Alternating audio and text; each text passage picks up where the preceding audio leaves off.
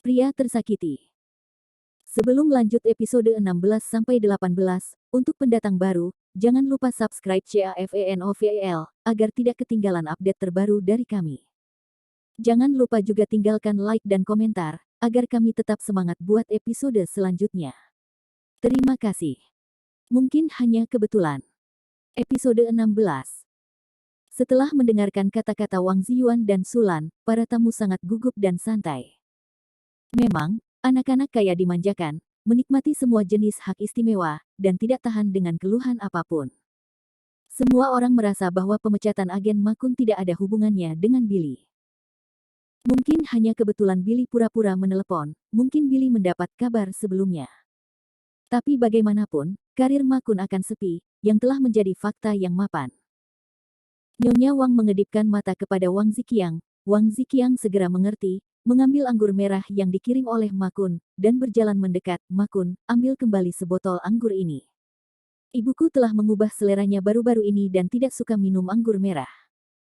Mengetahui bahwa agen Ma Kun ditarik, Wang Ziqiang mengubah namanya menjadi Ma Kun. Saya baru saja memanggil Bos Ma, tetapi sekarang saya memanggilnya dengan nama depannya. Dan dia mengembalikan hadiah ucapan selamat dari Ma Kun. Ini jelas tidak ingin ada hubungannya dengan Ma Kun.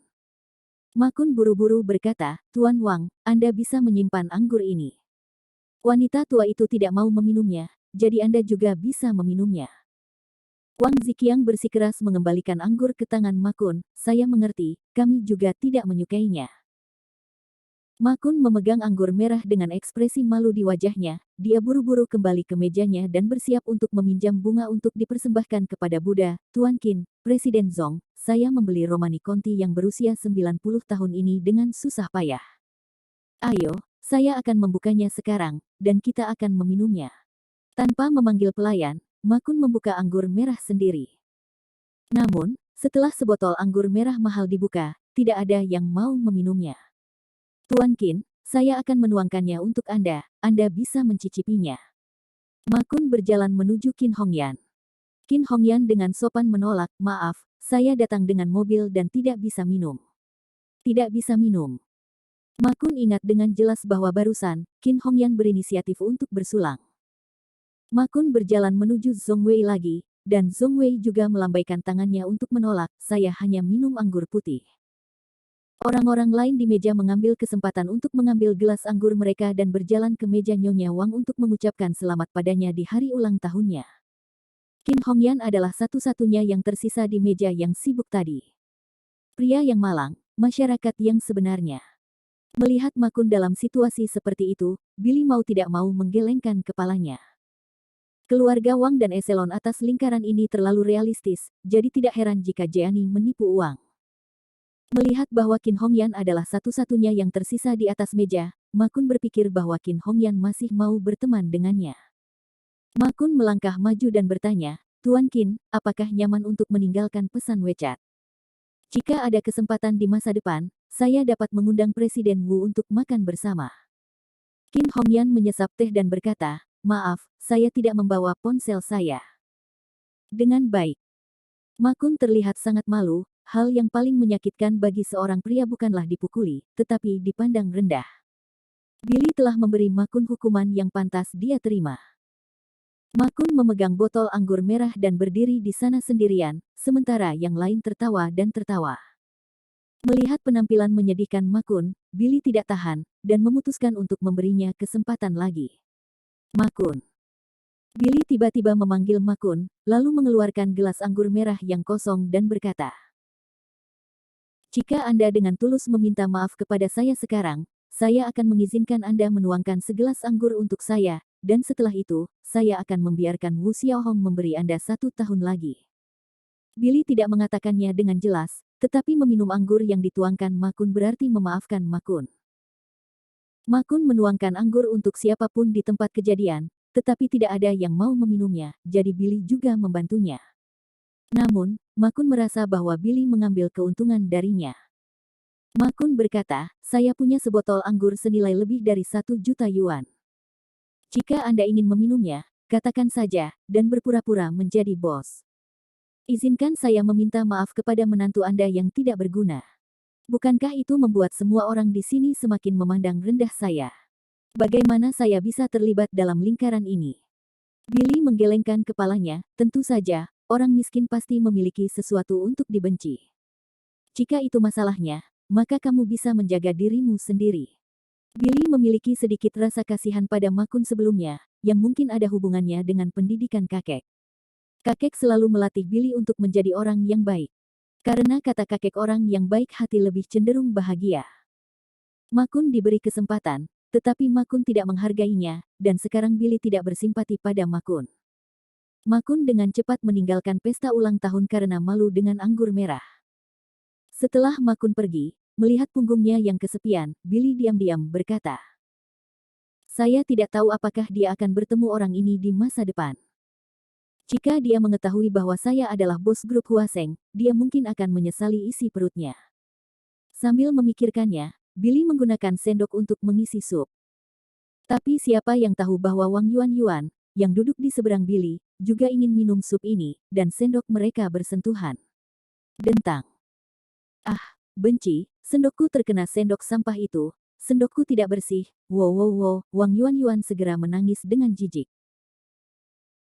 Wang Shaoji juga dengan cepat berbicara untuk saudara perempuannya, Billy, begitu banyak hidangan tidak cukup untukmu, kamu harus mengambilnya dari saudara perempuanku, apakah menurutmu ini cocok untukmu?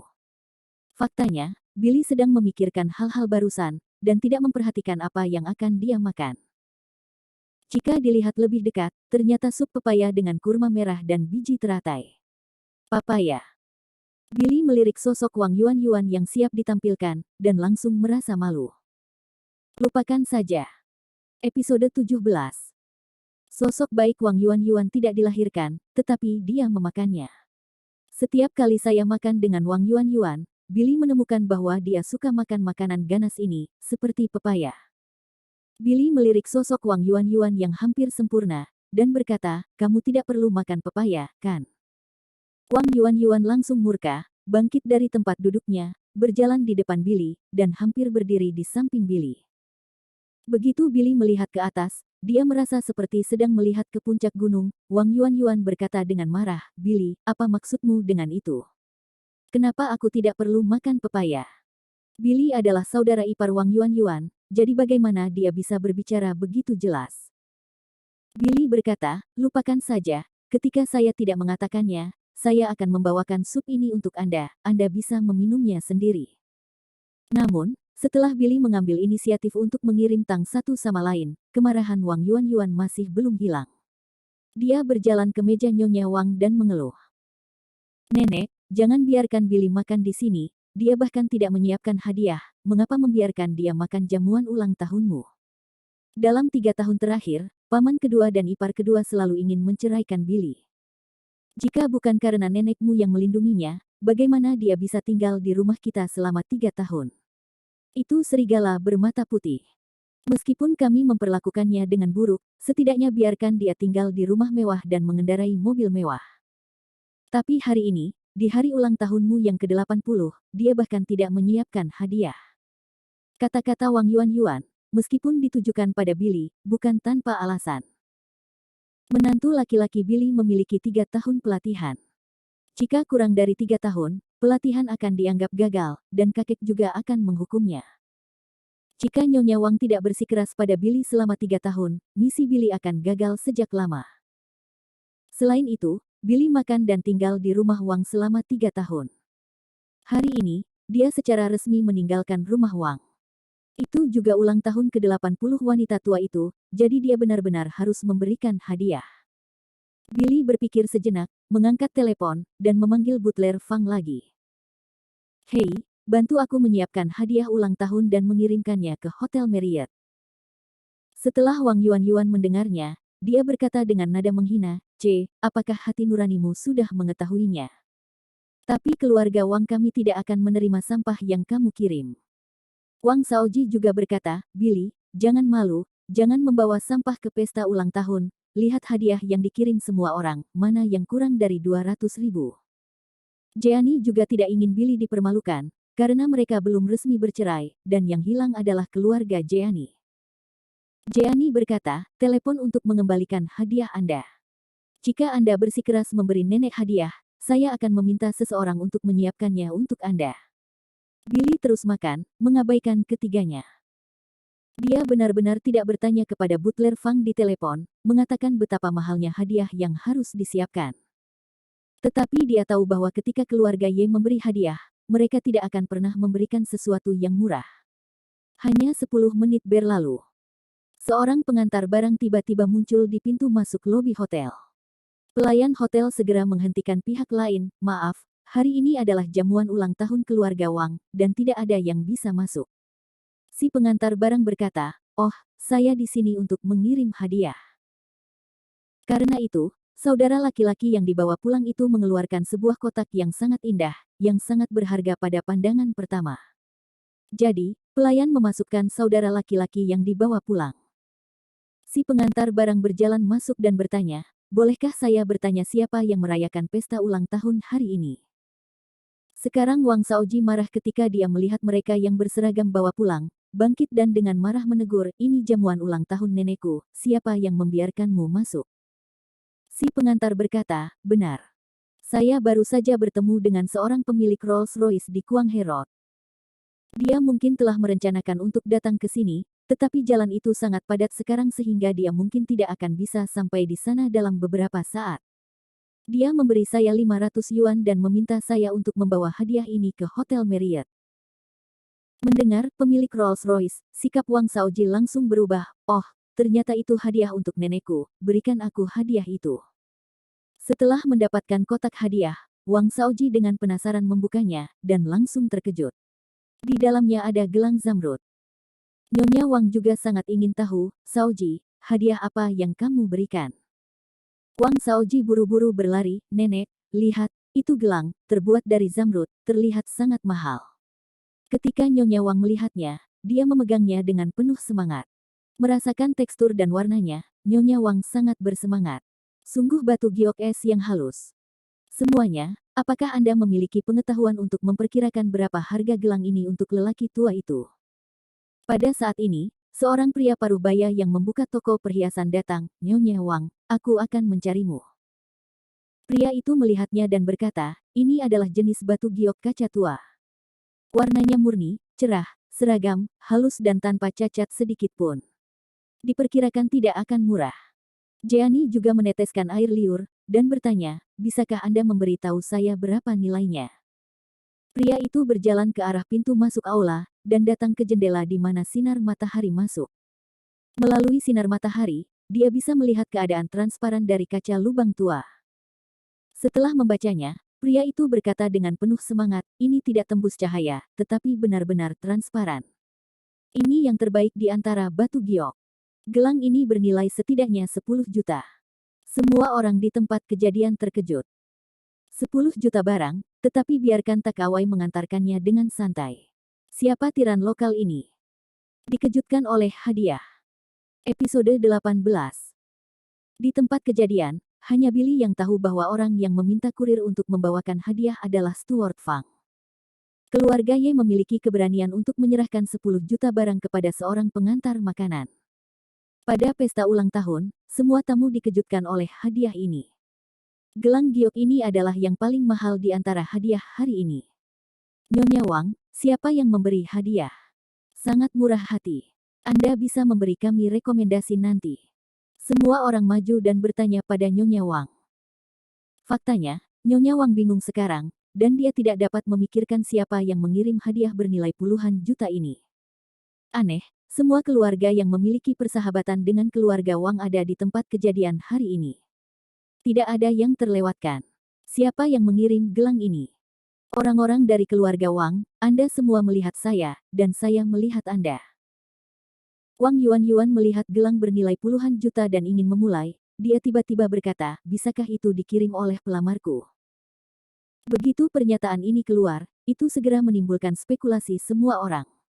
Tubuh Wang Yuan sangat panas sehingga tidak ada orang yang bisa tidur di malam hari jika dia melihatnya. Dan dia baru berusia 20 tahun dan belum memiliki pacar, dia adalah objek dari banyak putra kaya yang ingin berkencan. Wang Ziqiang tersenyum dan berkata, "Sangat mungkin. Putri saya sangat cantik dan memiliki jutaan penggemar di internet. Sangat mungkin itu diberikan oleh seorang anak kaya yang menyukai Yuan Yuan. Qin Hongyan melirik Wang Yuan Yuan, dan sebagai seorang wanita dengan sosok yang sangat baik, dia juga setuju dengan pesona Wang Yuan Yuan dalam hal ini. Qin Hongyan berkata, kalau begitu selamat kepada Presiden Wang sebelumnya. Menantu laki-laki masa depan Anda sangat murah hati, dan hadiah bernilai puluhan juta. Wang Ziqiang berkata dengan senyum bahagia, di mana itu, Presiden Qin telah memenangkan hadiah. Wang Yuan Yuan juga sangat bangga, tetapi Wang Jiaxuan merasa lebih cemburu ketika dia melihat bahwa Wang Yuan Yuan telah menemukan suami yang kaya, dan bahkan lebih mengeluh ketika dia melihat mata Billy. Billy sangat terdiam untuk keluarga Wang, jelas memanggil di depan semua orang dan meminta seseorang untuk mengirim hadiah.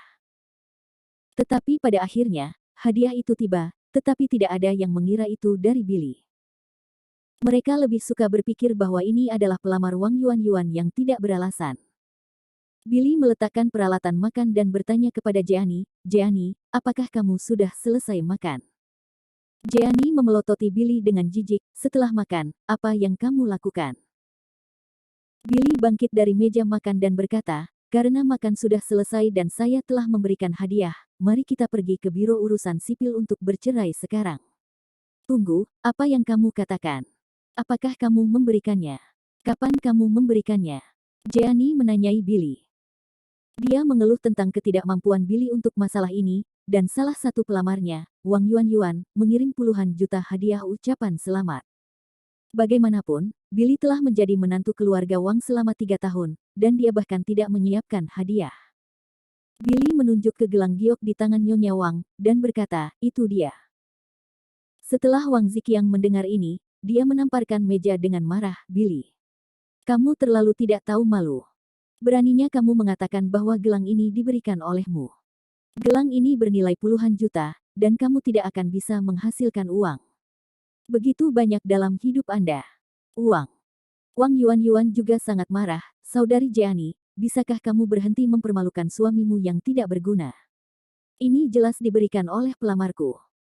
Wang Shaoji tertawa dan berkata, "Keluarga beranggotakan 4 orang, jika mereka tidak memiliki kemampuan untuk mengirim hadiah yang layak, mereka keluar dan mengambil orang lain untuk memberikannya. Ini benar-benar memalukan bagi keluarga Wang kami." Jeani sangat malu, dia merasa malu, dan berkata kepada Billy, "Ayo pergi ke Biro Urusan Sipil, aku tidak ingin menjadi istri sampahmu lagi, bahkan sedetik pun." Jeani mengambil tasnya, melangkah, dan berjalan keluar pintu. "Jeani, aku akan mengantarmu ke sana." Fang Chao buru-buru mengejarnya, terlihat sangat bahagia. Dan Billy berbalik, memandang Nyonya Wang dan berkata, "Selama 3 tahun terakhir, tidak peduli seberapa baik atau buruk, kami dulu adalah keluarga. Gelang ini untukmu, dan aku mengucapkan selamat ulang tahun untukmu." Ibu mertua Billy, Sulan, berkata dengan tidak sabar, "Tidak apa-apa, baiklah, berhenti berpura-pura, keluar dari sini, jangan membual." Wang Shaoji menyentuh luka di wajahnya dan berkata dengan getir, "Billy, setelah perceraian, beri aku kereta untuk segera keluar dari Yunzu. Aku tidak ingin melihatmu di Yunzu lagi. Apakah kamu mendengarku?" Billy terkekeh, "Meninggalkan Yunzu adalah kebebasanku, kamu tidak berhak ikut campur." Setelah berbicara, Billy juga berjalan keluar dari pintu. Baru saja keluar dari Hotel Marriott, sebuah BMW seri 7 tiba-tiba melaju, dan kaca jendela penumpang diturunkan perlahan. Di dalam mobil ada Fang Chao dan Jeani. Fang Chao berkata, "Wah, Jeani bilang kamu tidak pantas naik BMW. Kamu harus naik sepeda bersama. Kami akan menunggumu di pintu masuk Biro Urusan Sipil." Setelah berbicara, Fang Chao menginjak pedal gas, dan BMW itu pergi dengan cepat. Billy menghentikan taksi yang lewat dan mengikuti dengan cermat. Keduanya datang ke pintu Biro Urusan Sipil satu demi satu. Di Biro Kependudukan, ambil buku catatan rumah tangga, akta nikah dan akta cerai yang sudah disiapkan. Segera, keduanya menyelesaikan prosedur perceraian. Biro Urusan Sipil memberi mereka masing-masing akta cerai berwarna ungu. Keduanya secara resmi mengumumkan bahwa mereka telah membubarkan pernikahan mereka dan bukan lagi suami istri.